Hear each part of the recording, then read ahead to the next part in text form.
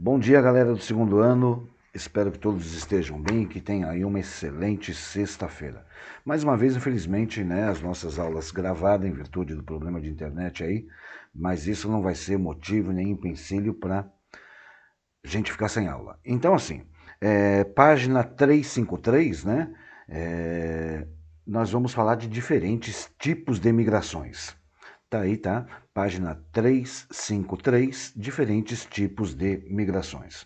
Então, assim, na página 353, traz da seguinte maneira para vocês: migrações é uma forma de mobilidade espacial entre uma unidade geográfica e outra, envolvendo a intenção de mudança permanente de residência. No entanto, esse deslocamento acontece intencionalmente e de modo temporário. É classificado como deslocamento pendular. Pendular, a palavra já lembra um pêndulo, né? Então, é um movimento de ida e volta, tá claro? Pendular, porque lembra ida e volta.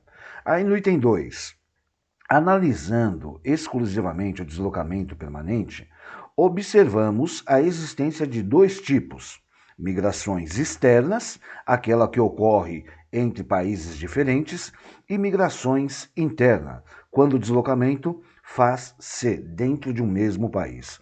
A externa, né, eu já expliquei para vocês em situações anteriores que quando a pessoa sai do seu país e vai para o outro, né, quando ela sai, ela está imigrando. Quando ela entra, ela está emigrando, tá? Então tá lá. Externa, quando essa mobilidade se dá entre países diferentes. Interna, quando se dá dentro do próprio país. Item 3. O movimento de saída da população de um lugar denomina-se emigração, tá? E o movimento de entrada significa imigração. Item 4. Nos últimos 20 anos, a Europa se transformou na principal área de recepção de imigrantes, provenientes principalmente das áreas pobres da América Latina, da África e da Ásia. Por que, que a Europa se tornou, nos últimos anos, nas últimas décadas, por assim dizer, o centro, né, de recepção? Porque é o continente e tem os países dentro desse continente que mais dá oportunidade para as pessoas que vêm de fora, tá? Isso aí a gente vai ter que saber quais são os motivos dessas oportunidades. A princípio, é em virtude do envelhecimento precoce, do envelhecimento da expectativa de vida da população de alguns países da Europa, principalmente a Europa Ocidental. Tá? Mas tem outros motivos também, oportunidade de emprego, qualidade de vida diferenciada, tudo isso a gente pode citar. Item 5. Na segunda metade do século XX, as áreas de imigração se localizavam principalmente nos países subdesenvolvidos da América Latina. Então, as áreas, né, de receptividade era principalmente nos países da América Latina, da Ásia e da África, enquanto as áreas de atração populacional passaram a ser representadas pelos países desenvolvidos da América anglo-saxônica. Quando a gente fala de América anglo-saxônica, convém ressaltar Estados Unidos e Canadá. Esquece México por hora. É como se o México não fizesse parte da América anglo-saxônica. Desenvolvidos da América anglo-saxônica, países desenvolvidos da Europa e da Oceania, principalmente e especialmente a Austrália. E da Ásia, o destaque da Ásia como área de recepção sempre foi e sempre será o Japão. Item 6. Muitos jovens com nível educacional mais elevado também são atraídos para países desenvolvidos com a expectativa de estabilizar-se profissional e economicamente. Esse tipo de deslocamento populacional é conhecido como fuga de cérebros. Professor, o que significa fuga de cérebro? É quando a pessoa é dotada de uma qualificação muito boa, tá? E o seu país de origem, no caso, um brasileiro, que é dotado de uma qualificação profissional excelente, o país ele não valoriza esse profissional. Não valoriza esse profissional, eu falo financeiramente. Então, obviamente que se essa qualificação dele lhe oportunizar de sair para ganhar um salário compatível com a sua formação, com a sua especialização, obviamente que ele vai para onde paga-se mais. Isso nós chamamos de fuga de cérebros. Tá claro isso? Item 7. A imigração de brasileiros é hoje um fenômeno relevante devido à quantidade de brasileiros que se deslocam para outros países. Ó, que bacana. É hoje um fenômeno relevante, ou seja, a incidência com que ocorre é muito grande. Tá? As pessoas não veem aí a possibilidade de crescer, não só profissionalmente, como economicamente dentro do seu próprio país, né? Porque a gente sabe que a legislação trabalhista brasileira, ela apresenta muitas falhas, ainda mais agora com a reforma da Previdência Social.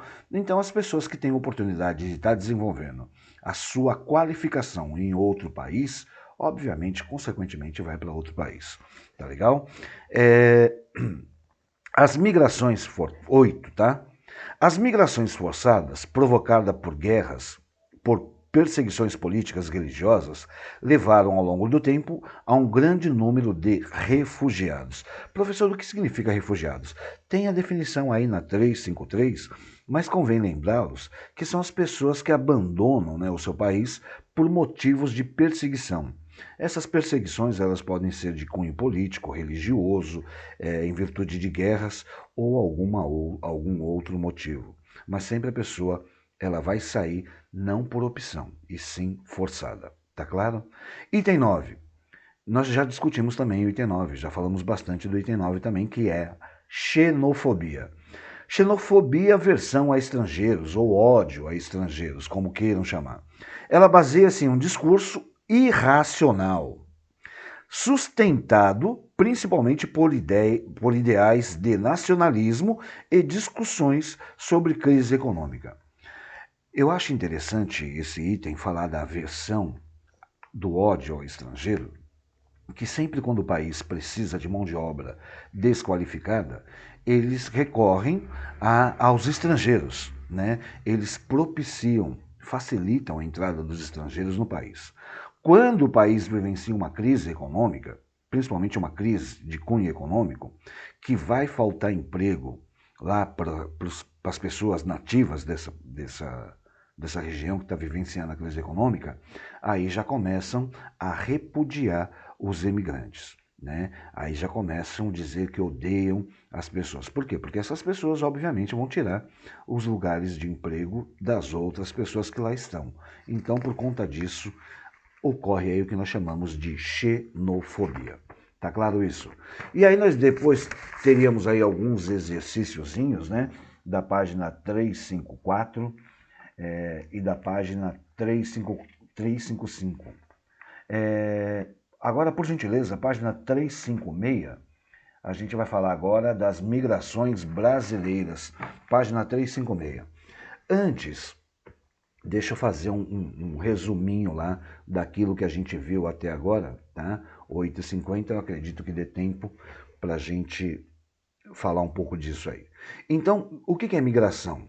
É o deslocamento de pessoas de uma determinada cidade, estado ou país. Então, o deslocamento dessas pessoas nós chamamos de migração, tá? Nós temos dois tipos de migrações. A migração interna e a externa. A interna é a que ocorre dentro da própria região. A externa é aquela que ocorre de um país para o outro. Essa mudança ela pode ser definitiva ou temporária. Então, esse movimento ele tem duas características: definitivo ou temporário. Dentro desse definitivo ou temporário, também pode ser voluntária ou forçada. Também pode ser individual ou em grandes fluxos. Quando eu falo de grandes fluxos, a gente vai nos remeter aí para 1908, né? Quando nós recebemos aí a primeira leva de japoneses, né? Esses japoneses vieram para cá para trabalhar na agricultura e acabaram aí mostrando uma certa técnica, né, para o comércio também. E aí logo se alocaram lá no bairro da Liberdade, cujo eles ainda estão até hoje e a tendência é crescer.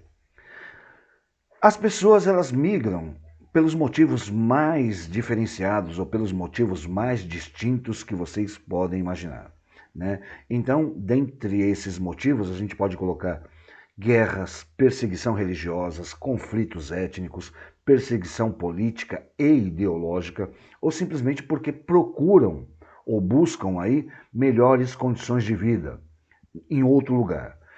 Essas condições, elas podem estar, essas melhores condições de vida, elas podem estar relacionadas a trabalho, estudo, saúde, bem-estar, entre outros fatores, né? E o que, na realidade, são esses fatores os grandes motivadores para essas migrações hoje, na atualidade. Os tipos de migrações, que entra aí na questão do Brasil, a gente pode colocar como migração pendular, migração de transhumância e migração de êxodo rural. Também tem a migração sazonal, o êxodo urbano, a diáspora, tá? Que a gente vai ver gradativamente na próxima aula. Vou encerrar essa aqui para disponibilizar o link para vocês e já entro com a segunda aula. Valeu? Forte abraço, tamo junto daqui a minutos.